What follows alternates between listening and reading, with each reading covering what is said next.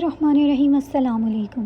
कहाँ जा रहे हैं? वो कपड़े इस्त्री करके लटका रही थी जब इसने काशिफ को मोटरसाइकिल पर बाहर जाते हुए देखा। यकीनन वो बुशरा को लेकर कहीं जा रहा था।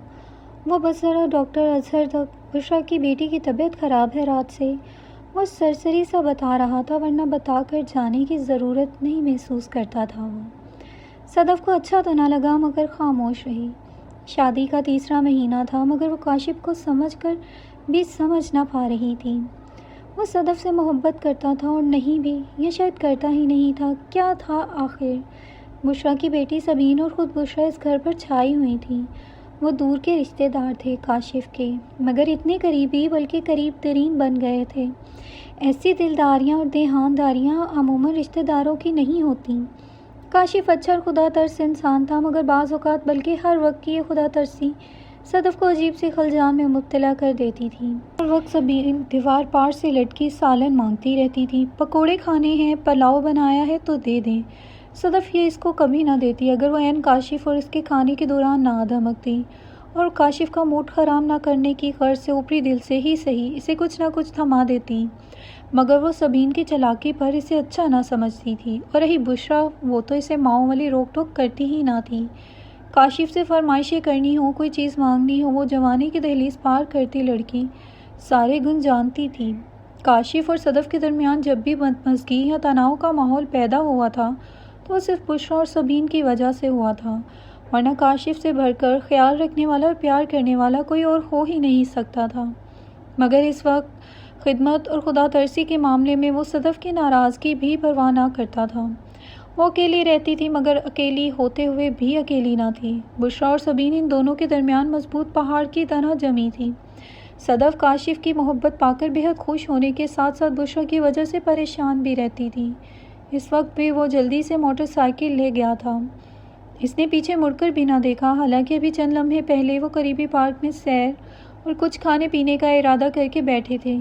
इन दोनों के कपड़े इस्त्री किए रखे थे, मगर वो अपने कपड़े पहन के नहा धो के सबीन को लेकर डॉक्टर के पास जा रहा था। बुशरा चादर संभाल कर पीछे बैठ गई थी। सदफ़ ने इसे जिस नफ़रत अंगेज़ नज़र से देखा था, इसे चंदा भी परवाह न थी। वो सदफ़ को नज़रअंदाज किए मोटरसाइकिल पर बैठ गई थी। सबीन ने भी अजीब काटती हुई नज़र से इसे देखा था। पीछे बुशरा की माँ गेट बंद कर रही थी। फराटे भरती हुई मोटरसाइकिल इसकी नज़र से ओझल हो गई थी और पीछे गंदे शापरों और धूल का छोटा सा तूफ़ान उड़ा था और सारा तूफ़ान सदफ़ के अंदर घूम गया था। इसकी आंखें गर्म हुई और फिर बह गईं। बुशरा की माँ की नज़र भी खाली और अजीब सी थी। इसने गेट बंद किया और पौधों की कांट छांट में लग गई, मगर दिल इसका किसी भी तरफ नहीं लग रहा था। सामने कमरे में सूट पड़ा था, चादर भी नसीबों को कोस रही थी। इसने सब कुछ अलमारी में ठोंस दिया और सीढ़ियों पर आ बैठी और गैर इरादी तौर पर मोबाइल पर टाइम देखने लगी। 1:17 लगा, हाय 2 बज गए। सामने पौधों को पानी देने की गर्ज से पाइप पूरी गली भर चुका था। वो उठकर भागी और जल्दी से मोटर बंद की, पाइप समेटने लगी थी कि बाहर मोटरसाइकिल की आवाज़ आई। शायद वो वापस आ गया था, बल्कि वही था, और साथ शॉपर में कुछ था, पता नहीं क्या, और चेहरे पर फीकी सी मुस्कुराहट। मोटरसाइकिल रोककर शॉपर इसे थमा दिए थे और ख़ुद अंदर चला गया था। अरे जल्दी से खाना निकाल लाओ, बहुत भूख लगी है। इसने भी खुद ही मूड ठीक कर लिया था और जल्दी से चिकन कढ़ाई को डिश में निकाला और रोटियां वगैरह रखी, ट्रे सेट किया और अंदर चली आई। मैंने सोचा तुम थक गई होगी इसलिए खाना ले आया, और हाँ कोक भी थी, जाओ वो भी लेके आओ। शायद वो मोटरसाइकिल के साथ ही टंगी रह गई। वो भागकर 2 ग्लास में बर्फ़ और बोतल डालकर बना लाई। वो मोहब्बत भरी नज़रों से इसे देख रहा था। वो पल में सुबह वाली बात भूल गई थी और शायद वो भी। सदफ़ तुम ना मेरी जान हो। वो मोहब्बत भरी नज़रों से इसे देख रहा था। काशिफ सबीन दवाई नहीं पी रही। दीवार के पार से बुशरा बोली थी। फिर खाला जान ने गेट बजाया था, जो काशिफ ने फ़ौरन उठकर खोल दिया था। वो अंदर नहीं आई थी, बाहर से ही बात की और चली गईं, और काशिफ भी इनके साथ ही चला गया था। लो पी लो मेरी जान, तंग नहीं करते, मुँह खोलो। अब देखो मेरे कहने पर भी नहीं खोलोगी। वो दीवार के पार खड़ी सुन रही थी। बुशरा भी पास ही थी। यकीनन वो यहाँ अकेली जल रही थी, क्योंकि बुशरा और अम्मा जी इससे नाराज़ थीं, खुद साख्ता नाराज़ थीं। شادی کے شروع کے دنوں کی خوش اخلاقی کا سارا لحاظ ہوا ہو چکا تھا۔ اسے بشرا اور سبین سے نفرت ہو گئی تھی، اتنی نفرت جتنی کوئی کسی ناجائز شراکت دار سے کر سکتا ہے۔ کوئی تھا جو نہ ہو کر بھی موجود تھا، اور وہ بشرا تھی۔ اس کی چکنی چپڑی باتیں سمجھتے، اشاروں کنائیوں میں کیے گئے اشارے، اس کی کاشف سے گفتگو، سب زہر تھیں، خالص زہر۔ اب وہ اسے کاشف کے پاس کھڑے دیکھنے کی بھی خود میں ہمت نہیں کر پاتی تھی۔ اوپر سے بشرا کی ماں کاشف کو گھیر گھار کر کسی نہ کسی طرح بشرا کے پاس لے ہی جاتی۔ اب اسے اس کی بیوی کے غصے کی بھی پرواہ نہیں تھی، کسی چیز کی بھی نہیں۔ اس کا خیال تھا کہ اماں کو اس پر رحم آنا چاہیے تھا، میاں بیوی کے درمیان بڑھتے ہوئے تناؤ کا سوچنا چاہیے تھا، اور کچھ نہیں تو انسانیت کے ناطے ہی صحیح کچھ نہ کچھ جھجک لحاظ۔ مگر کاشف خود بے خوف ہو چکا تھا، سب واضح کر رہا تھا، تو کون کسی کا لحاظ رکھتا ہے بھلا؟ اسے پہلی بار احساس ہوا کہ وہ کاشف اور بشرا ایک تکون تھے، جس کا کمزور حصہ وہ تھی۔ ناجائز رشتے اور تعلقات کتنے مضبوط ہو سکتے تھے وہ دیکھ رہی تھی۔ وہ بشرا کے ساتھ جاتا تو واپسی پر ازالے کے لیے کچھ نہ کچھ لے آتا تھا۔ اب وہ غصے اور طیش سے بھرا واپس لوٹتا تھا اور منتظر رہتا کہ اس سے کچھ کہے اور وہ اسے بے عزت کر سکے، اس کے جسم کے چیتھڑے اڑا سکے۔ وہ اس کے تیور دیکھتی اور اپنے موڈ کو بھی ٹھیک رکھنے کی کوشش کرتی۔ ذرا سا منہ پھلانے اور ناراضگی ظاہر کرنے پر جو ہوتا تھا وہ اور بھی برداشت سے باہر ہوتا، کیونکہ اس کی بے عزتی بشرا حرف بہ حرف سنتی تھی۔ وہ ایسے اس منظر کی منتظر رہتی تھی جو اسے کسی صورت بھی گوارا نہ تھا۔ اس نے بشرا کی یہ حرکت کئی بار کاشف کو بتانے کی کوشش کی، مگر وہ بات کے آغاز میں ہی بھڑک اٹھتا تھا اور شور مچانے لگتا تھا، اور وہ اسی شور سے بچنا چاہتی تھی، جبکہ وہ یہی شور چاہتا تھا، اتنا شور کہ اس کا دماغ معاف ہو کر سوچنا، سمجھنا اور کچھ کہنا ہی چھوڑ دے۔ کچھ بھی اچھا نہیں لگتا تھا، نہ ٹی وی دیکھنا اور نہ ہی کہیں آنا جانا۔ وہ کیا تھی اور کیا ہو کر رہ گئی تھی؟ اس ایک مرد اور عورت نے اسے کیا بنا ڈالا تھا؟ شاید بے وقوف، مگر عورت اس معاملے میں بے وقوف نہیں ہوتی، صدف بھی نہیں تھی۔ مگر جب راستے اور منزلیں ہی کھو جائیں تو کوئی کیا کر سکتا ہے؟ پہلے وہ دیوار کے پار کھڑی بشرا کو کھوجا کرتی تھی کہ وہ چھپی ہوئی تھی کہ نہیں، مگر اب یہ بھی چھوڑ دیا تھا۔ میں روز ادھر سے گزرتا ہوں، کون دیکھتا ہے میں کل ادھر سے نہ گزروں گا؟ کون دیکھے گا؟ کسی کو اس کے دیکھنے نہ دیکھنے کی پرواہ نہ تھی۔ وہ تو دیکھ کر کیا کر لیتی؟ اسے رہ رہ کے وہ دن یاد آتا تھا جب وہ سسرال سے نکل کر یہاں آئی تھی۔ اکیلے رہنے، زندگی انجوائے کرنے کے سارے خواب چکناچور ہو گئے تھے۔ وہ بہت تنہا ہو گئی تھی۔ کاشف کا رویہ دن بدن خراب تر ہوتا جا رہا تھا۔ وہ اسے ذہنی مریض اور نہ جانے کون کون سے القابات کا کفن اوڑھا کر زندہ دفن کرنا چاہتا تھا۔ وہ بھی مر جانا چاہتی تھی، اسے بھی زندہ رہنے کی کوئی خواہش نہ تھی۔ کاشف کے لیے بشرا اور سبین ہی کافی تھی، اور پھر بشرا کی ماں کا چپنا چپڑا انداز اور باتیں، تو کیا اس کی کوئی گنجائش تھی؟ کہیں بھی نہیں۔ بشرا کی ماں دیکھنے میں بہت اللہ لوگ خاتون لگتی تھی، مگر ان کے گھناؤنے کام شیطان کو بھی مات کرتے تھے۔ وہ ہر وقت صدف کی بدگوئی اور غصے کی مثالیں دیتی پائی جاتی۔ کاشف آتے جاتے سبین کو پیار اور بشرا سے حال احوال پوچھتا پھرتا، اور وہ دکھ سے دیکھتی رہتی۔ اب بشرا اسے بے عزت بھی کرنے لگی تھی۔ کبھی کہتی تمہیں شوہر سے محبت نہیں ہے، کبھی تم اسے ناشتہ نہیں دیتی، کبھی کہتی تم بد زبان ہو، کبھی جاہل اور کبھی گنوار کہتی۔ اکثر ان کی لڑائی کے دوران وہ ناشتہ بھی نہ بنا پاتی۔ بشرا فوراً ناشتہ لا کر کاشف کے سامنے چھوٹی میز پر سجا دیتی، اور وہ جو صبح سے منتیں کر رہی ہوتی، اس کی ایک نہ سننے والا کاشف چپ چاپ ناشتہ کر لیتا۔ پہلے پہل تو وہ بھوکی رہتی اور ناشتے کی بھی پرواہ نہ کرتی تھی، مگر اب وہ اکیلے بیٹھ کر ناشتہ کر لیتی اور اسے ملامت کرتی کہ اس نے شوہر کو بھوکا بھیجا تھا۔ جب کوئی خود بھوکا رہنا چاہے تو کون زبردستی سے دے، اور ایک ناپسندیدہ شخص آخر کتنی منتیں کر سکتا ہے؟ بشرا اور اس کی ماں اسے سناتی رہتی، وہ سنتی رہتی۔ وہ قصوروار تھی یا انچاہی تھی یا اس کا قصور تھا؟ بشرا جو نیک بنتی تھی، ناشتہ بنا بنا کر دیتی تھی، اسے چائے کا ایک کپ دینے کی بھی رواداد نہ تھی۔ سبین اور بشرا کی گرفت بہت مضبوط تھی، مگر اسے انتظار کرنا تھا اس اندھیرے کے چھٹنے کا، مگر گھپ اندھیرے میں وہ خود کو بھی کھوجنے سے قاصر تھی۔ ممکن ہے کچھ بھی نظر نہ آئے، اس بار اندھیرا میرے اندر سے اٹھا ہے۔ امی کی نصیحت اس کے پلے سختی سے بندھی تھی میاں بیوی کو اپنے معاملات خود ہی حل کرنے چاہیے اور خاص طور پر سسرال سے بچنا چاہیے، ورنہ سلجھنے کی بجائے اور خرابی پیدا ہو جاتی۔ اس نے کسی سے کچھ نہ کہا۔ اس نے محسوس کیا کہ اس کے منع کرنے پر کاشف اور بشریٰ اور قریب آتے جا رہے تھے۔ اس نے کسی سے کچھ بھی کہنا چھوڑ دیا تھا، مگر معاملات بدستور بگڑ رہے تھے۔ اس نے بشریٰ کو لڑ کر دور کرنا چاہا، مگر وہ ناکام رہی۔ وہ بیوی سے لڑ کر شوہر سے باتیں کرتی تھی اور شوہر کو پرواہ بھی نہ تھی کہ اس کی بیوی سے کس نے کیا کہا۔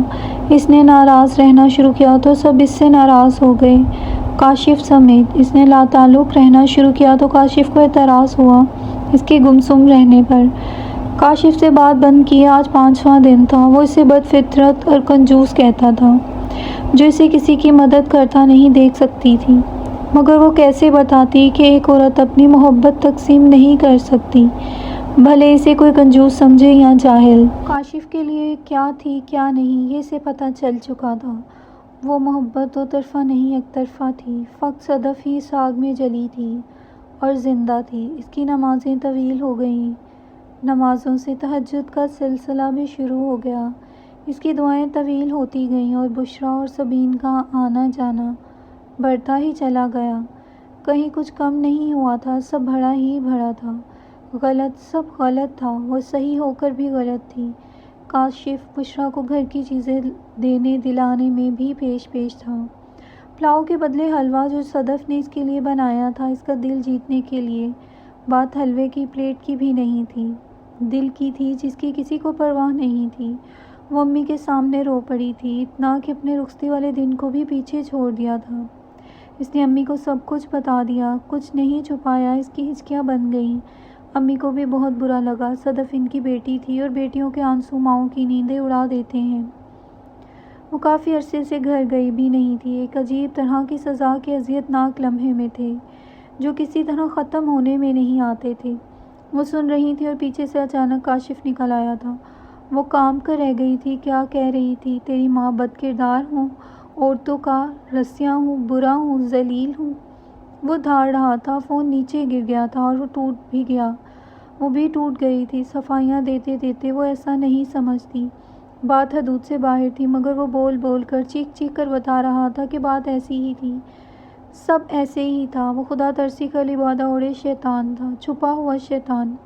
بات کہاں سے کہاں پہنچ گئی تھی۔ اس کی آواز بلند سے بلند تر ہو گئی تھی اور بشریٰ کو نئے راستے دکھا گئی تھی، منزلیں سحر کرتی گئی تھی۔ اس نے کہیں پڑھا تھا کہ جھوٹا انسان اپنی آواز بلند کر کے مدھم سچ کو ہمیشہ دبانے کی کوشش کرتا ہے، اور سچ صرف وقتی طور پر دب سکتا ہے مگر اپنی حقیقت نہیں کھو سکتا۔ کمرے میں کاشف کی گونجتی آواز سن کر اس نے سوچا، اس کے بعد خواری کا نہ ختم ہونے والا سلسلہ تھا، کٹھن راستے تھے، تنہائی تھی، درد تھا اور درد دینے والا اپنا تھا۔ کاشف نے نہ صرف ہنگامہ کھڑا کیا تھا بلکہ اس ہنگامے کو لے کر اپنے والدین کو ان کے خلاف بدگمان کیا تھا۔ سب اسے لعنت ملامت کر رہے تھے اور کاشف کو سچا مان رہے تھے۔ اس نے فون پر اور ساس کے سامنے پھٹکار سنی تھی، نندوں کے ذلت آمیز رویے برداشت کیے تھے۔ ساس نندوں کا رشتہ اگر بھڑکانے کا رشتہ تھا تو کاشف نے شے دے کر دگنا کر دیا تھا۔ بشریٰ کی زبان درازی میں اضافہ ہو گیا تھا، حوصلے بڑھے تھے۔ وہ جھوٹی ہو کر جیت گئی تھی اور وہ سچی ہو کر خوار ہوتی پھر رہی تھی۔ بشریٰ اور اس کی ماں نے اس کی آنکھوں میں اندھیرے بھر دیے تھے۔ ان کے دکھڑے خود ساختہ مسائل جیت گئے تھے۔ صدف ہار گئی تھی۔ سچ کے راستے پر چلنے والوں کا مقدر ہار ہی ہوتا ہے۔ شاید وہ بشریٰ کی بکواس سنسنی کرتے ہوئے جھاڑو پوچھے میں لگی رہتی۔ شوہر کی محبت اور توجہ سے تو محروم ہو چکی تھی، مگر زندہ رہنا تو اس کا حق تھا۔ اسے کاشف کے پاس ہی رہنا تھا اور کوئی شکایت یا روک ٹوک نہیں کرنی تھی۔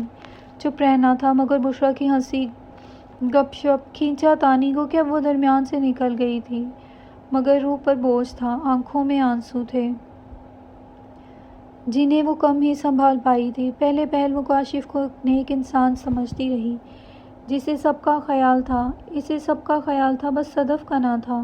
یہ دھوکہ اس نے خود کو بھی دیا تھا اور دنیا نے بھی اسے دیا تھا۔ اسے سب کی مدد کرنا تھی، سب کا دکھ محسوس کرنا تھا، سوائے صدف کے۔ وہ کاشف کی نظر اور دل دونوں میں نہیں تھی۔ اس کے لاڈ فرمائشیں شادی کے اولین دنوں کی طرح غائب ہو گئے تھے۔ کیونکہ اس سب میں بھی بشریٰ موجود تھی اور صدف کو ہر اس چیز سے نفرت تھی جس میں بشریٰ جیسی عورت ہلکی عورت ہو۔ وقت نے اسے ریشمی کپڑے کی طرح کانٹوں پر گھسیٹا تھا اور وہ گھسیٹتی چلی گئی تھی۔ 2 سال نہیں گزرے تھے، 2 صدیاں گزری تھیں۔ بشریٰ اور اس کی ماں نے ثابت کیا تھا وہ ماں کے نام پر دھبا ہے۔ کاشف نے اس پر ہاتھ اٹھا کر اس کی دل آزاری کی آخری حد بھی پار کر لی تھی۔ وہ جتنی بھی روشن خیال یا لبرل ہوتی وہ اس کا کچھ نہیں بگاڑ سکتی تھی بشریٰ کو گھسیٹ کر گھر سے باہر نکالنے کی۔ اس میں ہمت نہ تھی۔ بشریٰ کو نکالتی تو وہ ظالم بنتی تھی، اس کی ماں کو کچھ کہتی تو بے ادب ہوتی اور سبین کو نظر انداز کرتی، اس سے نفرت کرتی تو بچے سے محروم سائیکو کہلاتی۔ زندگی نے اس پر اپنے دروازے کچھ اس طرح بند کر لیے تھے کہ اس کی ساس جو کل تک بشریٰ سے نفرت کرتی تھی اسے کاشف سے دور رکھنے کے لیے انہوں نے کاشف کی اس سے شادی کروائی تھی، وہ بھی آج بشریٰ سے متاثر ہوئی تھیں۔ بشریٰ پہلے لاہور میں رہتی تھی، پھر اس نے اپنا آبائی گھر میں جو کاشف کے گھر سے جڑا تھا وہیں شفٹ ہونے کا ارادہ کر لیا تھا، مگر اس کی ساس نے صدف کو کاشف کے ساتھ بھیج کر تمام راستے بند کرنا چاہے تھے۔ وہ سب بند دروازے کھول چکی تھی۔ ماں نے بزرگی کا چولا اڑا تو بیٹی نے مظلومیت کا اور کامیاب رہیں۔ سب بشریٰ اور کاشف کو ایک دیکھنا چاہتے تھے۔ تمام رنجشیں ختم ہو گئی تھیں۔ صدف کے والدین نے بیچ میں پڑھ کر ایک غلطی کر دی تھی اور یہ غلطی کاشف معاف کرنے والا نہیں تھا۔ اس کی خدا خوفی اور بڑھ گئی تھی، جو اسے جتانا تھا، دکھانا تھا۔ ضد کی آڑ میں سب دکھلاوا تھا۔ پریشان رہنے سے مسلسل اس کی طبیعت بگڑ رہی تھی، صحت گر سی گئی تھی، چہرہ کملا سا گیا تھا۔ وہ اپنے کھانے پینے کا خیال بھی بھول چکی تھی۔ مل گیا تو کھا لیا، نہیں تو سو گئی۔ اسی سوتی جاگتی کیفیت میں وہ کمزوری کی حالت میں ڈھہ سی گئی تھی۔ کاشف سبین کے کالج میں ایڈمیشن کے سلسلے میں کالج جا رہا تھا۔ سبین تیار تھی، وہ بھی بس نکل ہی رہا تھا۔ بشریٰ کی ممنونیت اور اس کی ماں صدقے وارے جاتی نگاہیں وہ کسی اجنبی کی طرح دیکھ رہی تھی۔ اس کے پیروں میں گیلی چپل تھی، شاید وہ اسی وجہ سے گری تھی۔ اس طرح سے گرنے سے وہ خود سے بھی بیگانہ ہو گئی تھی۔ ایک لمحے کے لیے کاشف بھی سب بھول گیا تھا۔ برے منہ سے ہی صحیح، بشریٰ کو بھی ساتھ جانا پڑا تھا۔ وہ بیڈ پر لیٹی نہ جانے کب ہوش میں آئی تھی۔ کاشف اس پر جھکا ہوا تھا اور اتنے پیار سے دیکھ رہا تھا کہ وہ دنگ رہ گئی تھی۔ وقت نے خوبصورت پلٹا کھایا اور محمد ولید اس کی دعاؤں کی قبولیت بن کر اس کی زندگی میں شامل ہو گیا تھا۔ اس کی منموہنی صورت کاشف کو بھی اپنے سحر میں لگی تھی۔ شاید اولاد کی محبت ہی ایسی ہوتی ہے۔ بے قراری سے بھری کاشف اس سے پیار کرتے، اسے اچھالتے تھکتا ہی نہ تھا۔ اب اس کی توجہ سبین پر کم ہوتی گئی۔ وہ بچی بن کر بھی جب اٹھانے لگتی تو کاشف ایک تیاری میں کھلونے لا کر ولید کے سامنے رکھ دیتا۔ وہ دور سے دیکھتی رہتی۔ بشریٰ کے شکوے کاشف سے بڑھتے ہی گئے تھے۔ بشریٰ کی دلداریاں سب بدل رہا تھا، آئے نئے موسموں کی طرح۔ خزاں کے بعد نیا موسم، نئی امنگ، نئی بہاریں بسیرا کرنے لگی تھی۔ صدف اب صدف نہ رہی، وہ اتنی مصروف تھی کہ کسی کا ہوش ہی نہ تھا۔ ولید کیا کھائے گا، کب سوئے گا، کب جاگے گا، مصروفیات بن سی گئی تھی اور کاشف بھی پتہ نہیں کب اس روٹین کا حصہ بنتا چلا گیا تھا۔ شام کو وہ روتے ہوئے بچے کو اٹھا کر باہر نکل گیا تھا۔ اسے پتہ تھا وہ چپ ہو جائے گا اور اس کے کندھے پر سر رکھ کر سو جائے گا۔ وہ دروازے سے جھانکے سے دیکھ رہی تھی اور گیٹ سے ایک اور وجود بھی سے جاتا دیکھ رہا تھا۔ وہ بشریٰ تھی۔ اس کے نیچے سے نظر آتے ہوئے پیر اس کی بے قراری کے گواہ تھے۔ صدف کی ساس کی ہمدردیاں اس نے سمیٹ لی تھیں۔ سب اس ناجائز تعلق کو جائز بنانا چاہتے تھے، مگر اللہ کسی کو مایوس نہیں کرتا۔ اس نے صدف کو بھی نہیں کیا۔ وہ جیت گئی تھی، مگر ایک دھڑکا اس کے دل کو پھر بھی تھا۔ اگر وہ کاشف کو اپنی طرف مائل کر لے تو، یہ سوچ کر ہی اس کی روح کانپ جاتی تھی۔ یا پھر محبت ہوتی ہے ایسی ہے، کاشف برا تھا بھی اور نہیں بھی، مگر اسے اپنے بچے کی محبت، باپ سے محبت تھی۔ وہ اسے خود سے جڑا دیکھنا چاہتی تھی، اسے اپنے گھر سے منسلک دیکھنا چاہتی تھی۔ وہ ایک دوسری عورت کے ہوتے ہوئے ذرا مشکل تھا۔ وہ یہ سوچتے ہوئے اندر آ گئی۔ بیڈ کی سائڈ ٹیبل پر رسالوں کا ایک ڈھیر لگا تھا جو خوبصورت تحریروں اور موتی جیسے لفظوں سے بھرے پڑے تھے۔ اس نے ایک رسالہ اٹھا لیا۔ کاشف، سبین بہت بیمار ہے، اس کے کان میں درد ہے۔ بشریٰ کی مکاری عروج پر تھی، وہ روحان سی ہوئی آواز میں بول رہی تھی۔ کیا ہوا ہے اسے؟ وہ بیزار سے لہجے سے پوچھ رہا تھا۔ تمہیں ہماری کوئی پرواہ نہیں ہے؟ اماں بھی شیطانیت میں بشریٰ کی ماں تھی۔ آخر اب وہ ہمیں گھر تک نہیں آنے دیتی۔ کبھی دیکھا ہے مجھے ادھر؟ بشرا لاڈ سے بولی۔ بیٹا ہمارا تمہارے سوا ہے ہی کون؟ اماں جی چالاکی کی حدوں کو چھو کر شکار کی شہر تک پہنچی۔ تم وہاں نہ آیا کرو۔ دیوار کے پار کھڑی صدف کی آنکھیں بھر آئیں۔ کاشف بھی ایسے کہہ سکتا تھا۔ ہاں کہا تھا، تبھی تو سنایا تھا نا۔ Happy birthday to you blue lady, میرے اچھی بسی۔ صدف نے ولید کا چھوٹا سا ہاتھ پکڑ کر کیک کاٹا اور اپنی پسند کے چاکلیٹ کیک کا ایک ٹکڑا خود اپنے منہ میں ڈالا اور دوسرا کاشف کو کھلایا۔ کوئی اور تھا نہیں، نہ بشرا، اصل فیملی اور اصل خوشی جس میں وہ ولید، تینوں اپنے ہی شریک تھے۔ کل اس کی ساس اور نندوں کی آمد متوقع تھی کیونکہ ان کی نئی بھابھی تو آئی نہیں تھی۔ اب انہیں پرانی ہی بھابھی پر گزارا کرنا تھا۔ مزید اچھی ویڈیوز کے لیے میرے چینل کو سبسکرائب کیجیے۔